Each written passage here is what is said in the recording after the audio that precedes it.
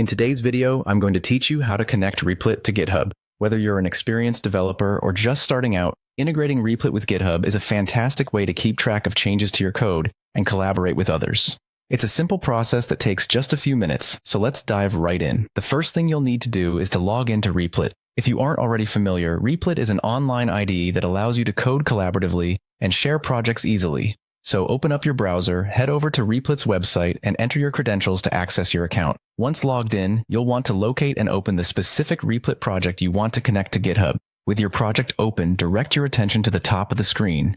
You'll notice a plus icon next to the preview option. Click on that. This icon provides access to various integrated tools that enhance your development experience in Replit. When you click the plus icon, a series of options will appear. What you're looking for here is GIT. Select that from the menu. Once you select GIT, you'll notice a panel or window that comes up presenting different settings options. Among these options, you'll find the Settings button. Go ahead and click on Settings. This section is where you'll manage all the necessary integrations for your project, making it a hub for linking your Replit work with external platforms like GitHub. In the Settings section, you'll see an area labeled GitHub Connections. Right beside that, there's a button for signing in.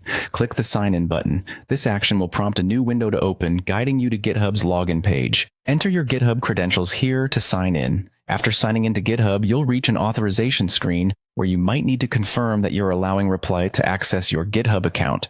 Click on Authorize to proceed. This step ensures that Replit can link up with your GitHub repositories, enabling seamless collaboration and version control. With authorization out of the way, the next step is to choose the repository you want to connect with your Replit project. You'll be presented with a list of your repositories. Find the one you're looking for. If by chance you wish to create a new repository directly, there's an option for that as well. Once you have either selected an existing repository or created a new one, click on Connect.